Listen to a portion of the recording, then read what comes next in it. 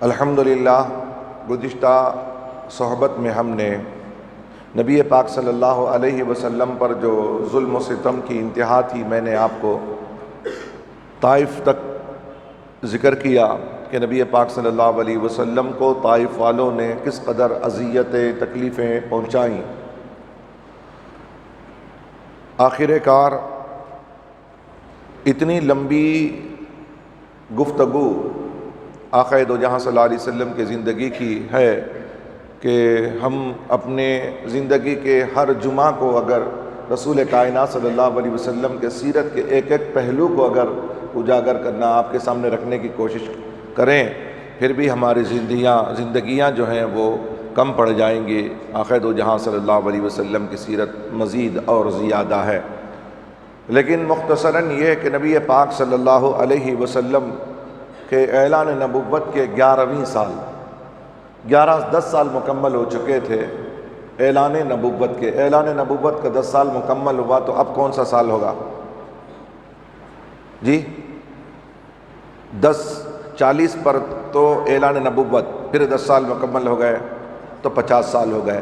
اب 51 جو سال تھا نبی پاک صلی اللہ علیہ وسلم کے لیے بہت ہی معتبر تھا، اور آقا دو جہاں صلی اللہ علیہ وسلم کے لیے آگے کچھ کرنے کا مرحلہ تھا۔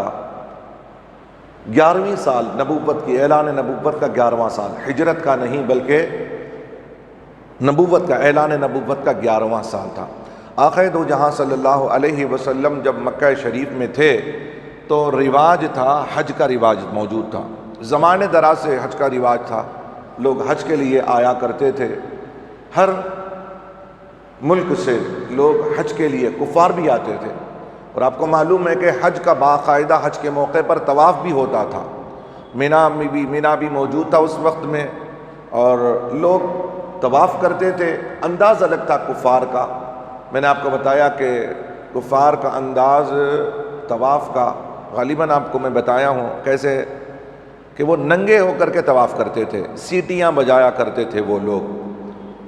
اور اس وقت آقا دو جہاں صلی اللہ علیہ وسلم نے اپنے بچپن سے دیکھا ان لوگوں کی حالتوں کو، اور آقا دو جہاں صلی اللہ علیہ وسلم بھی طواف کرتے تھے، لیکن روایتوں میں آیا کہ نبی پاک صلی اللہ علیہ وسلم نے کبھی بھی اپنا سطر کبھی ہٹایا نہیں، اور آقا دو جہاں صلی اللہ علیہ وسلم طواف باقاعدہ کرتے رہے۔ آقا صلی اللہ علیہ وسلم بھی نبوت کے 11ویں سال ایسا مسئلہ ہوا کہ لوگ کچھ زیادہ حج کے لیے، مطلب طواف کے لیے آیا کرتے تھے، تو آقا دو جہاں صلی اللہ علیہ وسلم ان کو جو بالخصوص قبیلے کے لوگ آیا کرتے تھے۔ مدینے میں 2 مشہور قبیلے تھے، اوس اور خزرج کے نام سے، 2 قبیلے، بڑے قبیلے تھے یہ مدینہ شریف میں، اور یہی مشہور تھے مدینہ شریف میں، اور یہ بہت زیادہ محبت میں آپس میں ایک دوسرے کے ساتھ رہا کرتے، لیکن بعد میں آگے چل کر کے ان لوگوں کے درمیان بڑا اختلاف ہوا۔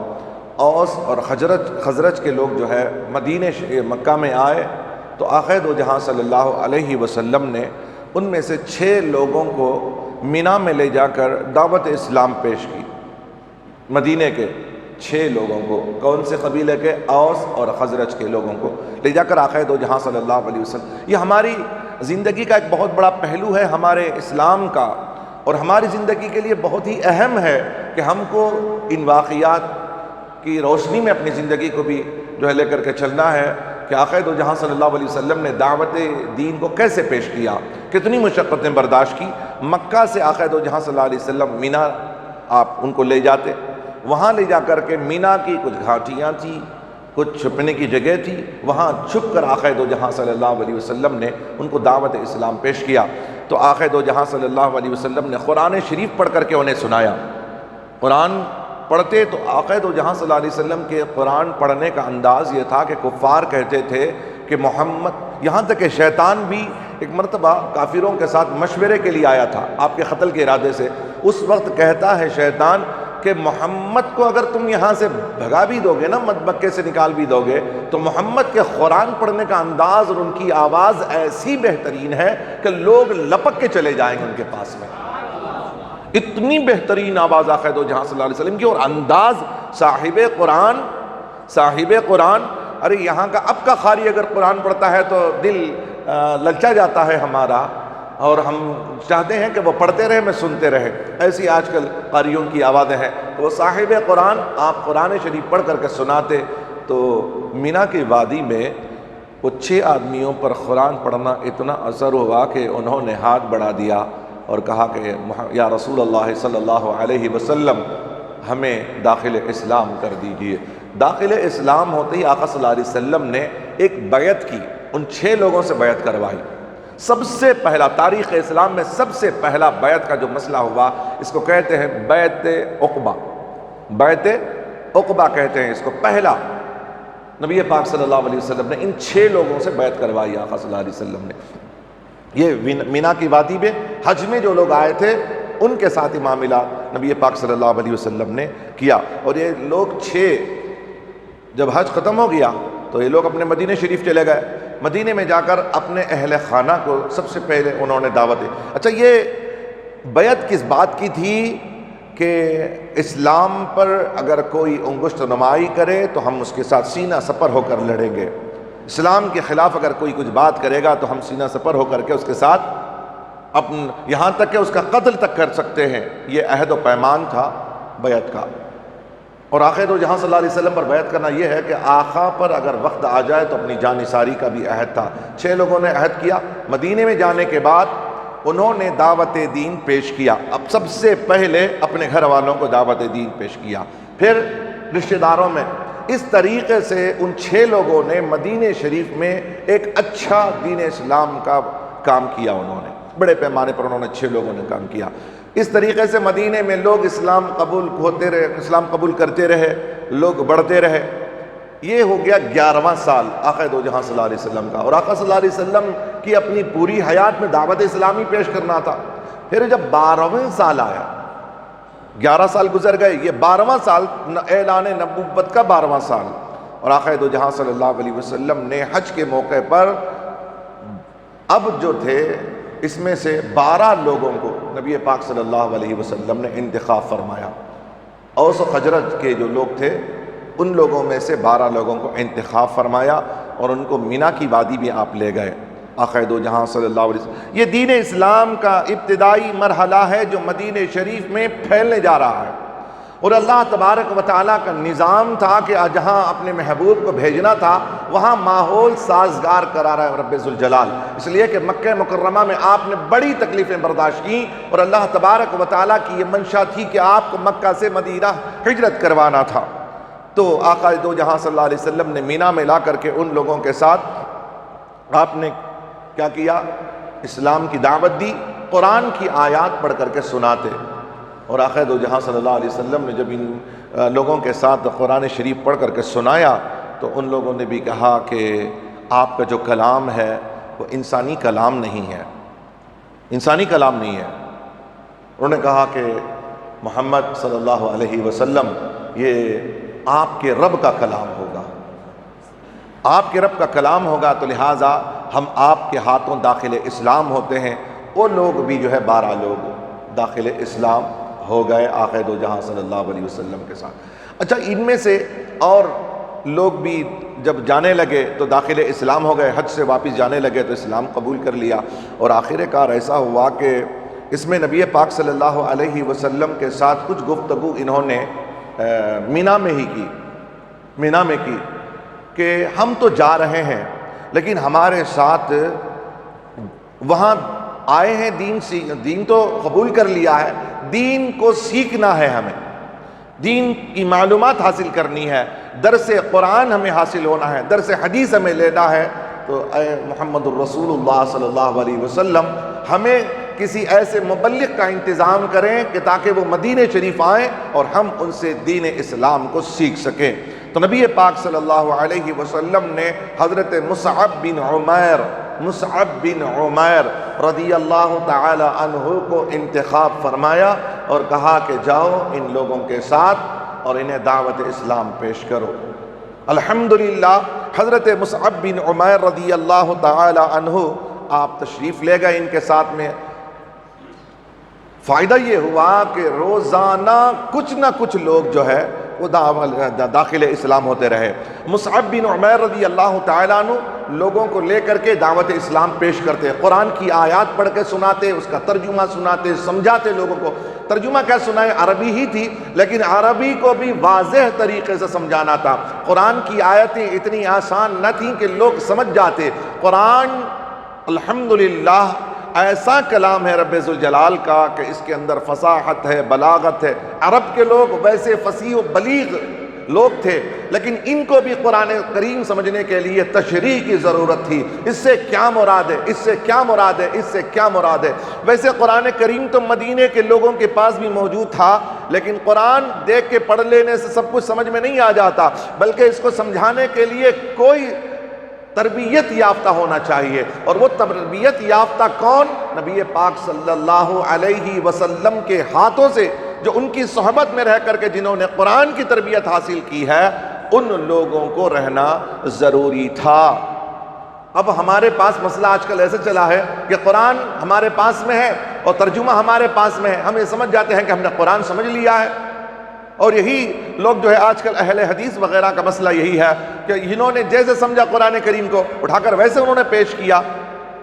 قرآن کی جو منشا ہے، اللہ کی جو منشا ہے اس آیت کریمہ سے، وہ تو اس سے لا علم ہے۔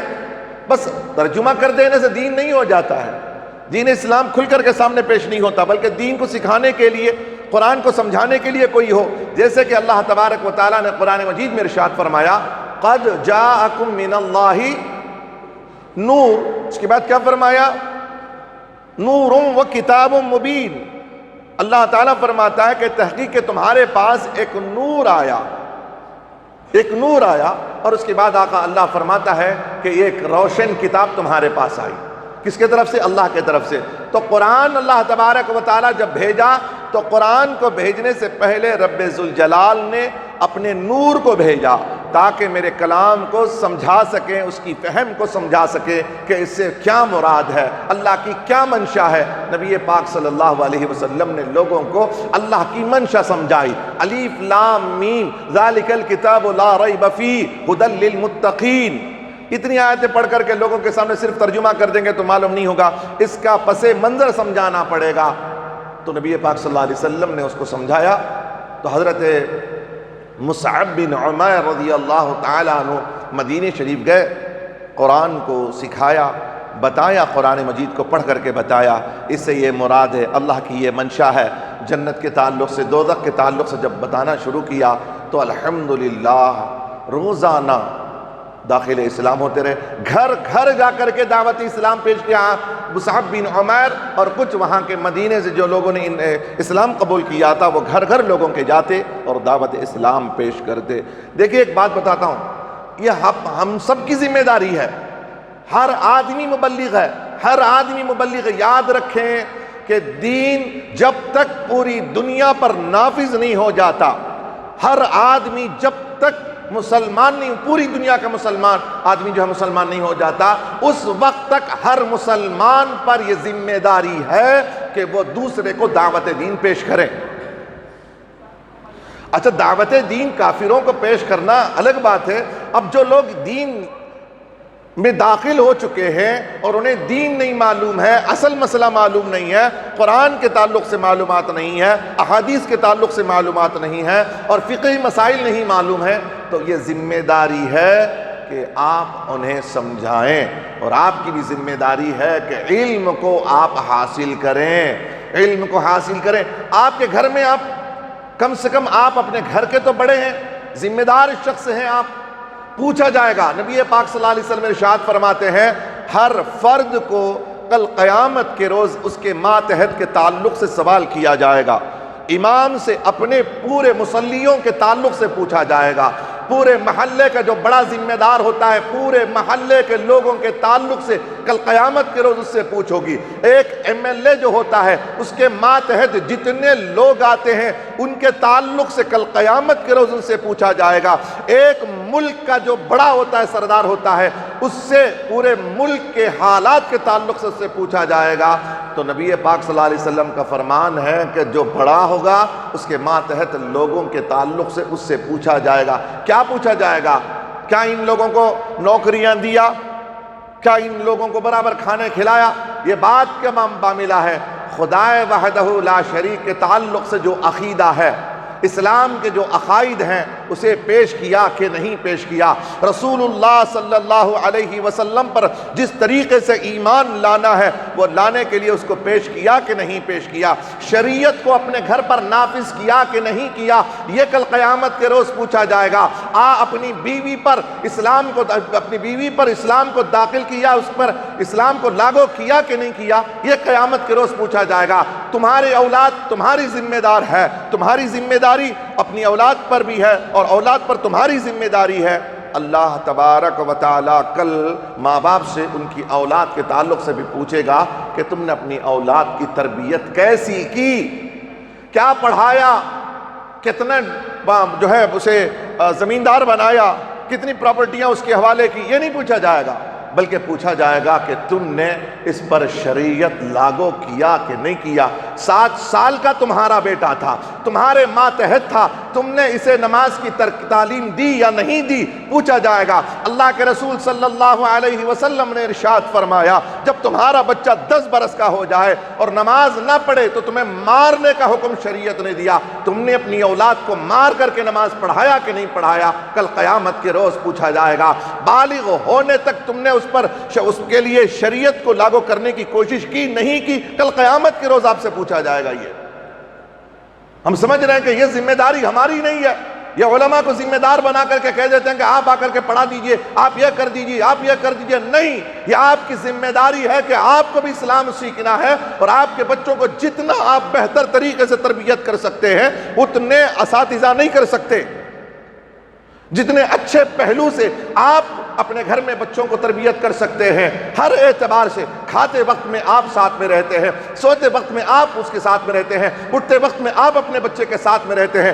ارے ہمارا حال تو یہ ہے کہ جتنا وہ انگریزی فیشن اپنے بچوں کو داخل کرنے کی کوشش کرتے ہیں اتنا تو دین داخل کرنے کی کوشش ہے۔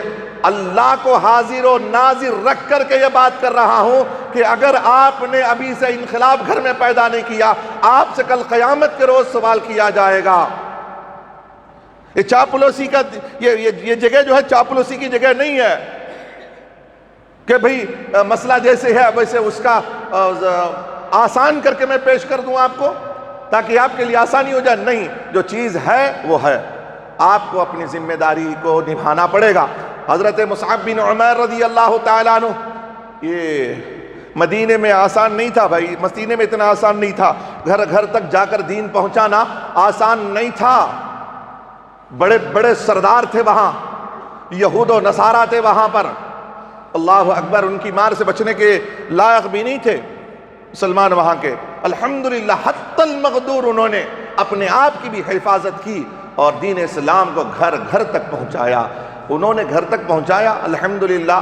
ہماری ذمہ داری کیا ہے؟ ہم جا کے پورے محلے کی ذمہ داری نہیں تو کم سے کم اپنے گھر کی تو ذمہ داری کر سکتے ہیں نا؟ کر سکتے ہیں کہ نہیں کر سکتے؟ اور آپ اپنے دل میں جھانک کے سوچئے کہ ہم نے کتنا گھر پہ کام کیا ہے، کتنا ہم نے دین گھر میں داخل کیا ہے، خود پر اپنے اوپر اسلام کتنا داخل کیا ہے۔ یہ ذرا احتساب کر لیں تو پھر آپ کو پتا چلے گا کہ ہم کہاں پر کس نہج پر کھڑے ہوئے ہیں۔ تو چلیے بات کرتا ہوں، نبی پاک صلی اللہ علیہ وسلم نے مصعب بن عمیر رضی اللہ تعالیٰ عنہ کو مدینے میں ایک معلم بنا کر بھیجا۔ معلم انہوں نے پوچھے، یا رسول اللہ کوئی معلم بھیجیے دین سیکھنے کے لیے، سب کام کے لیے ہمارے پاس وقت ہے، دین سیکھنے کے لیے ہمارے پاس وقت نہیں ہے، سونے کے لیے وقت ہے۔ اب اچھا، سونے کے لیے بھی آج کل وقت ٹھیک سے نہیں ہے لوگوں کے پاس میں، اتنی مصروفیت ہے زندگی میں، اتنی مصروفیت ہے کہ آدمی سوتا بھی کم ہے، جاگتا زیادہ ہے اور دوسرے کاموں میں مبتلا ہو جاتا ہے۔ اکثر یہ ہے کہ گناہوں میں زیادہ مبتلا ہو رہا ہے انسان۔ اللہ تبارک و تعالیٰ ایسے گناہوں سے ہماری حفاظت فرمائے، آنکھ کے اعتبار سے، زبان کے اعتبار سے، کانوں کے اعتبار سے، ذہنی گناہ جو ذہن میں سوچ کے لا رہے ہیں گناہ وہ، اور خیالات جو گناہ کے لا رہے ہیں وہ گناہ، اس سے بھی ہم کو اللہ تبارک و تعالیٰ بچائے۔ چلیے، مصعب بن عمیر رضی اللہ تعالی عنہ کا یہ واقعہ ہوا کہ الحمدللہ دین بڑھتا گیا، مدینہ شریف میں ماحول سازگار ہوتا گیا۔ پھر اس کے بعد یہ کون سا بیعت کون سی ہوئی ہے؟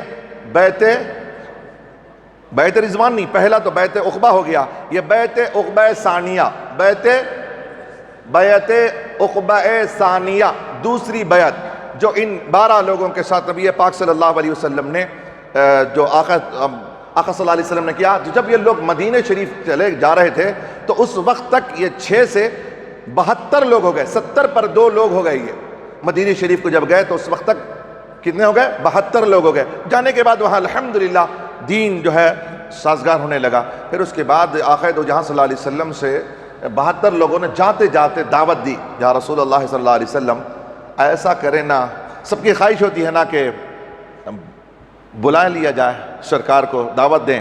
تو انہوں نے کہا کہ یا رسول اللہ صلی اللہ علیہ وسلم ہم آپ کو دعوت دیتے ہیں مدینہ شریف کی، ہم آپ کو دعوت دیتے ہیں یا رسول اللہ صلی اللہ علیہ وسلم کہ آپ مدینہ شریف تشریف لے آئیں. تو حضرت عباس رضی اللہ تعالیٰ عنہ ابھی اس وقت ایمان نہیں لے کر کے آئے تھے، لیکن ساتھ میں تھے، چچا تھے عباس رضی اللہ تعالیٰ عنہ، ساتھ تھے. انہوں نے کہا کہ مدینے والوں کہ کھیل سمجھ لیا کہ محمد الرسول اللہ صلی اللہ علیہ وسلم کو تم دعوت دو اور مدینے چلے آئیں. ہم نے ان کے دشمنوں کے سامنے سینہ سپر ہو کر کے ہم نے ان کی حفاظت کی ہے.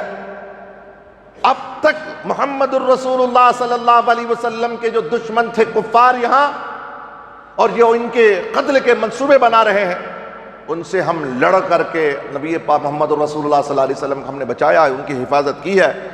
تو اتنا سننا تھا کہ اس میں ایک صحابی رسول صلی اللہ، حضرت براء بن عازب رضی اللہ تعالیٰ عنہ، حضرت براء بن عازب رضی اللہ تعالیٰ عنہ تیش میں آ گئے، جوش میں آ گئے، عرض کرنے لگے عباس رضی اللہ تعالیٰ عنہ ہم تلواروں کی گود میں پلے ہیں. یہ بھی یاد رکھیں عباس کہ ہم تلواروں کی گود میں پلے ہیں. محمد الرسول اللہ صلی اللہ علیہ وسلم پر اپنی جانوں کو نثار کرنے کے لیے ہم تیار ہیں، ان پر آنچ آنے کے لیے ہم نہیں دیں گے. ان کی جان کی ہم حفاظت کریں گے، ان کی عزت کی ہم حفاظت کریں گے. رسول اللہ صلی اللہ علیہ وسلم مدینہ تشریف لے آئیں. یہ ہو گیا. یہ بات جب ہو رہی تھی تو اس میں سے پھر حضرت ابو الحیثم رضی اللہ تعالیٰ عنہ، ایک صحابی رسول صلی اللہ علیہ وسلم، حیثم، انہوں نے عرض کی یا رسول اللہ صلی اللہ علیہ وسلم میں ان کی بات کو کاٹ رہا ہوں، حضرت عازب کی بات میں کاٹ رہا ہوں یا رسول اللہ. بات یہ ہے کہ ٹھیک ہے کہ آپ تشریف لے آئیں گے، آپ تشریف لے آئیں گے، لیکن یہودیوں کے ساتھ مدینے میں ہمارے تعلقات، اوس و خزرج کے تعلقات مدینے میں یہودیوں کے ساتھ بڑے اچھے ہیں ہمارے اب تک، اور جب ہم اسلام قبول کر کے مدینے جائیں گے تو ہمارے رشتے تو ٹوٹ جائیں گے، دوستیاں ختم ہو جائیں گے، ایک دوسرے کے دشمن ہو جائیں گے. یا رسول اللہ صلی اللہ علیہ وسلم آپ مدینے کو آئیں گے اور آپ غلبہ پا لیں گے. جب مدینے میں آ کر کے غلبہ پا لیں گے، آپ فاتح بن جائیں گے، تو آپ مدینے چھوڑ کر کے تو مکے چلے جائیں گے، پھر ہمارا کیا بنے گا یا رسول اللہ صلی اللہ علیہ وسلم. ایک بات تھی جو ظاہر تھی کہ ان کو پیش کرنی تھی، ابھی تو اسلام میں آئے تھے، انہوں نے پیش کیے یا رسول اللہ آپ مکے چلے جائیں گے تو ہمارا حل کیا ہوگا یہاں پر. نبی پاک صلی اللہ علیہ وسلم نے مسکرا کر فرمایا ابو الحیثم تیری جان میری جان ہے. عازب سن لے، تمہارا دشمن میرا دشمن ہے، تمہارا خون میرا خون ہے، تمہاری جان میری جان ہے. یاد رکھ لینا جو تمہارا دوست وہ ہمارا دوست، جو تمہارا دشمن وہ ہمارا دشمن ہے. ایسا نہیں ہوگا. نبی پاک صلی اللہ علیہ وسلم نے کہہ دیا. اور اب اتنی بات محمد رسول اللہ کہیں، ارے تمہارا خون میرا خون ہے، تمہاری جان میری جان ہے، تمہارا دوست ہمارا دوست، تمہارا دشمن ہمارا دشمن ہے. آقا کے اتنی بات کہنے کے بعد صحابہ پر وہ کہتے ہیں، حضرت ابو الحیثم رضی اللہ عنہ کہتے ہیں کہ آقا کی اتنی بات کے بعد ایک سکینہ طاری ہو گئی، ایک سکون سا ہمارے بدنوں میں آ گیا. آقا صلی اللہ علیہ وسلم کی بات، ہم مدینے چلے گئے. اب یہاں جب مدینے لوگ چلے گئے تو اس کے بعد نبی پاک صلی اللہ علیہ وسلم نے کھلی اجازت دیتی مکہ میں، سب کو، سب جتنے بھی صحابہ تھے سب کو اجازت دی کہ جتنا ہو سکے جلد مکہ چھوڑ کر مدینے چلے جائیں. اعلان کر دیا. دن بدن لوگ جو ہے مکے سے مدینے جانے لگے. دیکھیے اسلام کی سٹوری کیسی، کتنا برداشت کرنا پڑا اسلام کے لیے. اسلام پانے کے بعد گھر بار چھوڑا انہوں نے. کئی صحابہ کے باغ تھے، کھجوروں کا سیزن تھا، ابھی فصلیں کٹنے والی تھی، صحابہ کو حکم دیا نبی پاک صلی اللہ علیہ وسلم نے کہ آپ مکہ چھوڑ کر مدینے چلے جائیں، پوری بھری فصلوں کو چھوڑ کر کے صحابہ چلے گئے، پیک تھا ان کا، فصل کاٹنے کا پیک، مکے میں چھوڑ دیا۔ کسی صحابی کی بیوی نے کہا کہ ہم تیار نہیں ہیں، اور آپ کو معلوم ہے کہ اکثر عورتیں جو ہے نا جہاں 10 سال یا 7-8 سال گزار دیں جس گھر میں، اب وہاں سے ایریا شفٹ کرنے کے لیے اگر کہیں نا، ایریا دوسرا ایریا میں جانے کے لیے کہیں، تو اب عورتیں ماننے کے لیے تیار نہیں، اب یہاں سے نہیں، جتنا ہو سکے بھاڑا بڑھا کے دے دو، لیکن ہم یہاں سے نہیں جائیں گے، یہاں ماحول سے سازگار ہو چکا ہے، کم سے کم ایریا چاہتی ہیں، کم سے کم اس ایریا ہی میں لے لو، سب ماحول سازگار ہے، سہیلیاں بن چکی ہیں، مرد جانے کے لیے تیار ہو جاتا ہے لیکن عورتیں جانے کے لیے تیار نہیں ہوتی۔ وہی حال ہوا کہ کئی صحابہ کی بیویوں نے آنے سے انکار کر دیا، صحابہ نے بیویوں کو چھوڑ دیا، بچے انکار کرنے لگے، یا جس کے بچے چھوٹے تھے انہوں نے اپنی ماں کے پاس چھوڑ کر کے ودا کر کے وہ لوگ مدینے چلے گئے صحابہ کرام۔ یہ ہے قربانیاں، یہ ہے مہاجرین صحابہ جن کو رب ذوالجلال کہتا رضی اللہ عنہم ورضوا عنہ۔ اللہ فرماتا ہے کہ میں ان سے راضی نہیں، میں تو راضی ہوں ہی۔ ارے ان سے بھی پوچھو کہ کیا مجھ سے بھی یہ راضی ہیں؟ جنہوں نے میرے لیے اپنے گھر بار کو چھوڑا، معمولی بات نہیں ہے، اپنے تن من دھن کو قربان کر کے چلا جانا، اپنے دھن کو قربان کر دیا، اپنی اولادوں کو قربان کر دیا اور جا رہے۔ اللہ فرماتا رضی اللہ عنہم ورضوا عنہ، یہ اللہ سے راضی اور میں رب، میں بھی ان سے راضی ہوں، میں بھی راضی ہوں ان سے۔ الحمدللہ چلے گئے، خالی ہونے لگے پورا مکہ، جو اسلام قبول کیے تھے نا جتنے لوگ صحابہ، سب ایک اس میں سے عمر بھی نکل گئے، عثمان بھی نکل گئے۔ نبی پاک صلی اللہ علیہ وسلم نے حضرت علی رضی اللہ تعالیٰ عنہ کے ہاتھ کو پکڑ کر کہا، علی ابھی تم نہیں چلو گے، تم کو رکنا ہے، کام ہے تمہارے سے، ابھی رکنا ہے تمہیں۔ نبی پاک صلی اللہ علیہ وسلم نے ابو بکر سے بھی کہا، ابو بکر تم بھی نہیں چلو گے، تم نہیں جاؤ گے ابھی مکہ مدینہ نہیں جاؤ گے۔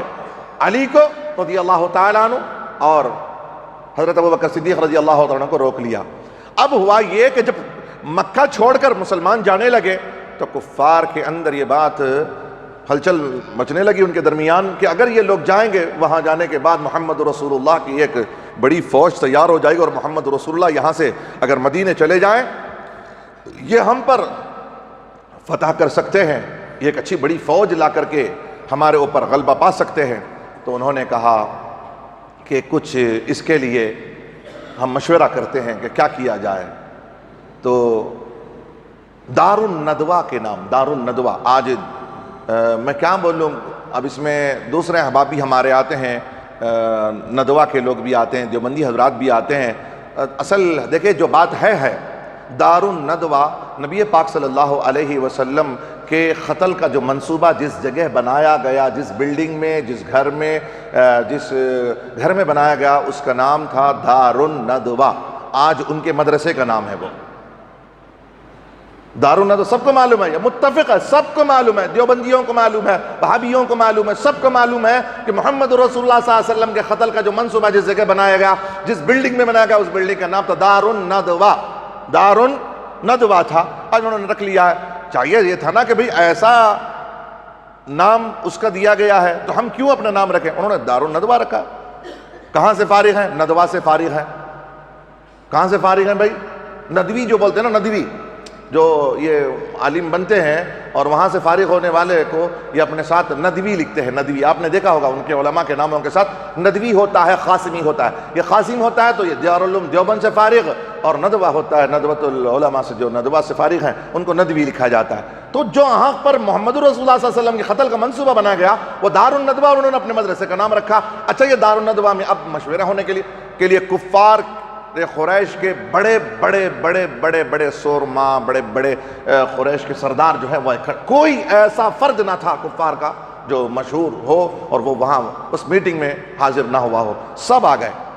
اب سوچا کہ سب شیطان تو جمع ہو گئے، اصل شیطان تو گیا نہیں تھا، تو حدیث پاک میں ہے کہ شیطان بشری لباس میں پھر آیا ہوا، انسانی لباس میں، اب ایک شال اوڑھے ہوئے اب وہاں داخل ہوا دار الندوہ میں۔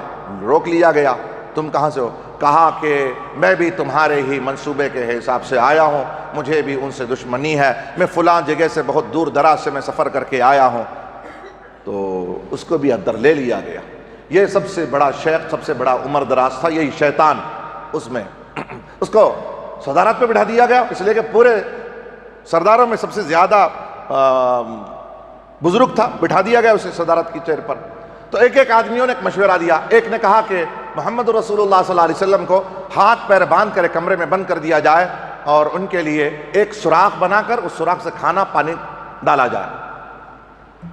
تو شیطان نے کہا کہ بدبخت، یہ جو تیرا منصوبہ ہے نا، یہ محمد رسول اللہ کو سوچ رہے ہم یہ منصوبہ، اور محمد رسول اللہ صلی اللہ علیہ وسلم کے ماننے والے ایسے ہیں کہ تم یہاں نہیں بلکہ کسی بھی جگہ پر باندھ کے ایسا رکھو گے اسے توڑ کر کے لے جائیں گے محمد رسول اللہ کو، اپنی جان پر کھیل کر کے لے چلے جائیں گے ان کو۔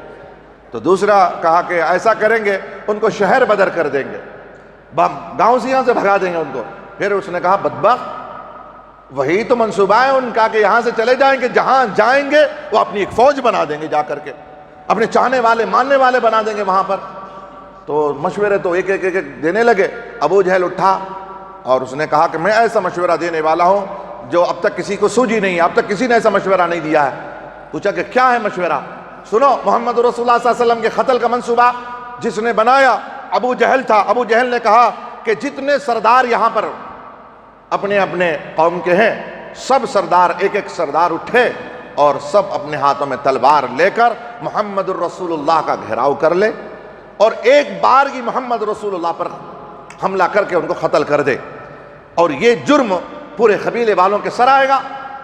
اگر ایک کرے گا تو ایک پر ایسے حملہ کریں گے وہ بنو ہاشم کے لوگ کہ وہ سہ نہیں سکتا ہے ان کے حملے کو، بنو ہاشم کے حملے کو سہ نہیں سکتا۔ ایسا کریں گے پورے قبیلے والے مل کر کے حملہ کریں گے، اور پورے قبیلے والوں سے بنو ہاشم کے لوگ لڑ نہیں سکتے، تو آخر کار یہ ہوگا دیت پر آ جائیں گے، یعنی خون بہا دیا ہے اور اس کے بدلے میں کچھ ہم کو دینا پڑے گا، تو ہم مل جل کر کے آسانی کے ساتھ دے دیں گے۔ شیطان اچھل کر کھڑا ہو گیا اور کہا واہ کیا بات ہے، کیا منصوبہ ہے، یہ اصل منصوبہ ہے، یہی سردار ہونا چاہیے تمہارا، یہ بڑا زبردست منصوبہ ہے۔ تو اسی پر اکتفا ہو گیا کہ محمد رسول اللہ کو آج رات ختم کر دینا ہے۔ قتل کر دینے کے ارادے سب کے ہو گئے، سب کو حکم دے دیا کہ محمد رسول اللہ صلی اللہ علیہ وسلم کے گھر کا رات کو گھیراؤ کر کے رات کو حملہ کر دیا جائے۔ یہاں یہ بات ہوئی، اللہ تبارک و تعالیٰ نے جبریل امین علیہ السلام کو بھیجا اور کہا کہ میرے حبیب صلی اللہ علیہ وسلم کے پاس جاؤ، سلام سناؤ اور آقا دو جہاں صلی اللہ علیہ وسلم کی اس کی خبر گیری کر دو کہ کفار یہ منصوبہ تیار کر رہے ہیں، آپ کے قتل کا منصوبہ بنا رہے ہیں۔ نبی پاک صلی اللہ علیہ وسلم کے پاس جبریل امین علیہ السلام تشریف لائے اور آقا دو جہاں صلی اللہ علیہ وسلم کو سلام کیا، آقا دو جہاں صلی اللہ علیہ وسلم کو سلام کیا اور کہا کہ یا رسول اللہ صلی اللہ علیہ وسلم، اللہ فرماتا ہے کہ آپ یہاں سے ہجرت کر جائیں۔ جب علی رضی اللہ تعالیٰ عنہ نے اجازت طلب کی اور ابو بکر صدیق رضی اللہ تعالیٰ عنہ نے اجازت طلب کی، تو نبی پاک صلی اللہ علیہ وسلم نے ارشاد فرمایا کہ ابھی اللہ کے طرف سے مجھے حکم نہیں آیا ہے، ہجرت کا حکم مجھے نہیں آیا، جب تک خدا وحدہ لا شریک کا حکم نہیں آئے گا اس وقت تک ہمیں ہجرت کرنے کی اجازت نہیں ہے۔ تو اب انتظار کے بعد اللہ کے رسول صلی اللہ علیہ وسلم کی بارگاہ میں جبریل امین علیہ السلام وہ کفار کا منصوبہ لا کر پیش کر دیا اور اللہ تبارک و تعالیٰ نے فرمایا وَمَكَرُوا مَكْرَ اللَّهِ وَاللَّهُ خَيْرُ الْمَاكِرِينَ۔ یہ لوگ مکر و فریب کرتے ہیں، یہ چال بازیاں کرتے ہیں۔ اے محمد رسول اللہ ہر چیز سے خبردار ہے، ان کی مکر و فریب سے اللہ واقف ہے، اور سب سے زیادہ بہترین تدبیریں کرنے والا رب کی ذات ہے۔ محمد رسول اللہ صلی اللہ علیہ وسلم سے کہو کہ آج کی رات وہ ہجرت کر جائیں۔ جبریل علیہ السلام نے آ کر کہا کہ یا رسول اللہ صلی اللہ علیہ وسلم آج رات آپ ہجرت کریں۔ غور سے سماعت کریں، ہجرت کا مسئلہ کیسے ہوا۔ ہجرت کی بات ہوئی تو سرکار دو عالم صلی اللہ علیہ وسلم، کڑکتی دھوپ تھی، آپ کمرے سے نکلے، ابو بکر صدیق رضی اللہ تعالیٰ عنہ کے گھر تشریف لے گئے، دوپہر کا وقت تھا۔ نبی پاک صلی اللہ علیہ وسلم حضرت ابو بکر صدیق رضی اللہ تعالیٰ عنہ سے ارشاد فرماتے ہیں ابو بکر گھر میں جتنے لوگ ہیں سب کو باہر کر دو، کچھ خاص مشورہ کرنا ہے۔ تو نبی پاک صلی اللہ علیہ وسلم کے کہنے پر کچھ جو تھے وہ چلے گئے۔ ایک اماں عائشہ صدیقہ رضی اللہ تعالیٰ عنہا تھیں اور اس وقت میں وہ نکاح میں آ گئی تھیں نبی پاک صلی اللہ علیہ وسلم کے، وہ ایک موجود تھیں، اور حضرت اسماء بنت بکر رضی اللہ تعالیٰ عنہا، حضرت ابو بکر صدیق رضی اللہ تعالیٰ عنہ کی بیٹی، حضرت اماں عائشہ صدیقہ رضی اللہ تعالیٰ عنہ کی بہن حضرت اسماء، یہ دو تھی۔ نبی پاک صلی اللہ علیہ وسلم نے حضرت ابو بکر صدیق رضی اللہ تعالیٰ عنہ سے فرمایا ابو بکر اللہ تعالیٰ نے مجھے ہجرت کا حکم دیا ہے، مجھے ہجرت کرنا ہے۔ تو کھڑے ہو جاتے ہیں، عرض کرتے ہیں یا رسول اللہ صلی اللہ علیہ وسلم اس غلام کو بھی اپنے ساتھ ہجرت میں شامل فرما لیں، اس غلام کو بھی اپنے ساتھ ہجرت میں شامل فرما لیں۔ تو نبی پاک صلی اللہ علیہ وسلم نے مسکرا کر فرمایا ٹھیک ہے ابو بکر، تم بھی ہمراہ رہو گے، تم بھی میرے ساتھ ہجرت کرو گے۔ نبی پاک صلی اللہ علیہ وسلم نے کہا کہ جلد سے جلد تیاری کر لو، جو بھی کرنا ہے تیاری کر لو، رات کو ہم یہاں سے نکل جائیں گے۔ ابو بکر صدیق رضی اللہ تعالیٰ عنہ کافی دنوں سے ہجرت کے لیے تیاری کر رہے تھے۔ 2 عرب کے بہترین اونٹوں کو، گھوڑوں کو تیار کیا تھا آپ نے، اور آپ نے زیتون کے پتیاں کھلا کر ان کو فربا کیا، ان کو پالا تھا۔ حضرت ابو بکر صدیق رضی اللہ تعالیٰ عنہ نے 2 تھے، ان کو لا کر کے نبی پاک صلی اللہ علیہ وسلم کی بارگاہ میں پیش کیا۔ تو نبی پاک صلی اللہ علیہ وسلم نے کہا کہ فلاں جگہ پر ہم ملاقات کریں گے، ابھی یہاں مکہ میں نہیں، اب کچھ سفر کریں گے پھر اس کے بعد اس کا استعمال کریں گے۔ تو آخر کار رات ہوئی، آقا دو جہاں صلی اللہ علیہ وسلم نے حضرت علی المرتضیٰ رضی اللہ تعالیٰ عنہ کو اپنے ساتھ رکھا۔ سٹوری ہوتی ہے نا، جب سٹوری ہوتی ہے لوگوں کو اگر باتیں کریں گے نا تو لوگوں کو جو ہے آنکھیں کھول کر کے بڑے حصے سنتے ہیں۔ سٹوری ہوتی ہے تو سٹوری سننے میں تھوڑا سا لوگوں کو ایک عجیب، ان کو مست ہو جاتے ہیں، نیند آنی شروع ہو جاتی ہیں، وہ کہیں اور کھو جاتے ہیں۔ اگر کھو جاؤ تو ہجرت پہ کھو جاؤ، آقا کے وہ ہجرت گاہ پہ کھو جاؤ۔ آپ اگر مکہ مدینہ دیکھے ہوں گے، آپ غار ثور دیکھے ہوں گے، وہ ہجرت کے راستے دیکھے ہوں گے، تو آپ کو معلوم ہوگا کہ آقا نے کیسے راستے اختیار کیے ہجرت کی رات میں، کتنی مشکلات کا سامنا کیا۔ رات مولا علی مشکل کشا کو لے گئے اپنے گھر میں، اور رات میں اندر ہیں 2 علی اور نبی صلی اللہ علیہ وسلم۔ رات میں کفار، ہر قبیلے کا آدمی تلواروں کے ساتھ گھیراؤ کر لیا۔ نبی پاک صلی اللہ علیہ وسلم کو اطلاع ہو گئی کہ یہ آئے ہیں، گھیراؤ کر لیے ہیں۔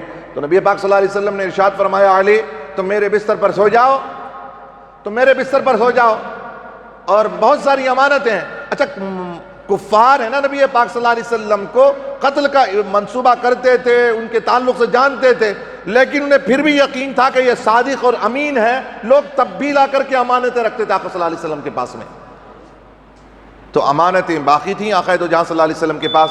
تو مولا علی مشکل کشا سے نبی پاک صلی اللہ علیہ وسلم نے ارشاد فرمایا علی یہ امانتیں میرے پاس میں ہیں مکہ کی، تو یہ امانتیں دے دینا صبح میں، اور تم مدینے لوٹ کر آ جانا، آرام کرو آرام کرو۔ علی رضی اللہ عنہ کی روایت ہے کہ مولا علی مشکل کشا فرماتے ہیں کہ مجھے معلوم تھا کہ کفار باہر تلواروں کو، ننگی تلواروں کے ساتھ کھڑے ہیں، مجھے معلوم ہے قتل کے منصوبے کے ساتھ آئے، مجھے معلوم ہے آج محمد الرسول اللہ صلی اللہ علیہ وسلم کا قتل کا ارادہ منصوبہ بن چکا ہے، مجھے معلوم تھا۔ آقا نے مجھے بستر پر سلایا، میری پیشانی پر کوئی بل نہ آئی، اس لیے کہ محمد الرسول اللہ کی زبان سے نکل رہی ہے بات کہ علی تم امانتیں دے کر مدینے کو آ جانا۔ اور آقا دو جہاں صلی اللہ علیہ وسلم نے مٹھی بھر خاک اٹھائی، مشک خاک اٹھائی آقا صلی اللہ علیہ وسلم نے، اور ہواؤں میں فَأَغْشَيْنَاهُمْ فَهُمْ لَا يُبْصِرُونَ پڑھ کر پھینکا۔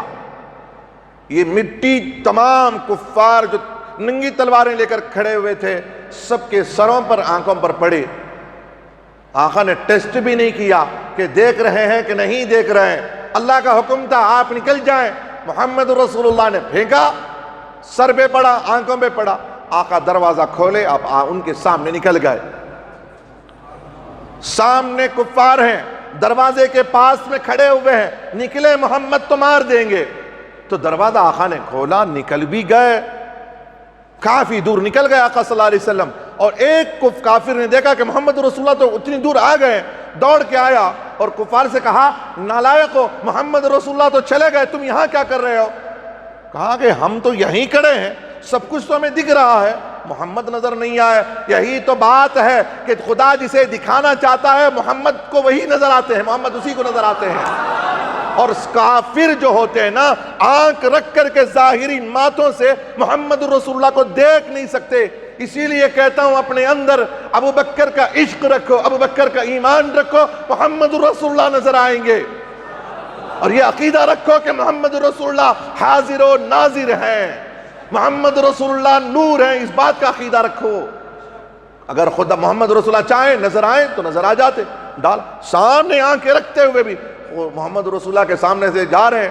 بعض لوگ کہتے ہیں نظر نہیں آتے، نظر نہیں آتے. بالکل نظر نہیں آئیں گے. کافروں کو نظر نہیں آتے، جن کی آنکھوں میں کفر ہوتا ہے نظر نہیں آتے، جن کے پیشانیوں میں کفر لکھا ہوتا ہے انہیں نظر نہیں آتے محمد رسول اللہ، اور جن کے دلوں میں عشق صدیقی ہوتا ہے انہیں نظر بھی آ جاتے ہیں. ان کے گھروں میں بھی سرکار تشریف لاتے. آخر کار مختصر وقت ہو چکا ہے، اب آقا دو جہاں صلی اللہ علیہ وسلم نکل گئے، اندر گئے کہ یہ اچھا انہوں نے کیا کیا؟ جیسے کفار نے کہا تھا کہ کافر نے کہا تھا کہ محمد رسول اللہ نکل گئے، انہوں نے ایک پتھر اٹھایا اور مارا، اندر بستر پہ مارا، تو بستر سے علی رضی اللہ تعالیٰ عنہ اوڑے ہوئے ہیں، کمپلیٹ اوڑے ہوئے ہیں. معلوم ہے کہ کفار نے مارا ہے. علی اپنے چہرے سے نقاب نہیں اٹھاتے، پردہ نہیں اٹھاتے، آہ بولتے ہیں، یہ سمجھ میں آ جائے کہ ہاں محمد رسول اللہ یہی ہے. اب جا کر کے جب پتہ چلا کہ علی محمد رسول اللہ نکل چکے ہیں، دوڑ کے اندر گئے، کھول کے دیکھا علی ہیں. اللہ اکبر. مارنے کا ارادہ تو کیا تھا، بعض نے کہا کہ علی سے تو ہمارا کچھ مسئلہ نہیں ہے، علی محمد رسول اللہ سے، چھوڑو دوڑ کے چلو. پھر انہوں نے رسول اللہ صلی اللہ علیہ وسلم کی تلاش میں اب جب نکلے ہیں تو راستے میں کیا کیا دقتیں پیش آئیں، ہجرت کی رات کیسی گزری نبی پاک صلی اللہ علیہ وسلم پر. تو آئندہ جمعہ انشاءاللہ ہجرت کے تعلق سے، یہی ہماری تاریخ ہے اسلام کی، جو ہمارا کیلنڈر بنتا ہے، اسی تاریخ سے، جس تاریخ سے محمد رسول اللہ مکہ چھوڑ کر مدینے چلے ہیں، اسی دن سے ہماری تاریخ بنی. تاریخ ہجری جو ہم کہتے ہیں، اسی دن سے ہماری تاریخیں بنی ہے. لہذا اس کو سننے کے لیے آئندہ جمعہ انشاءاللہ تعالیٰ آپ تشریف لائیں. اللہ سے دعا کریں مجھے اس تعلق سے حق کہنے کی اور آپ حضرات کو حق سماعت کرنے کی توفیق رفیق عطا فرمائے. آمین. وآخر دعوانا ان الحمد للہ رب العالمین.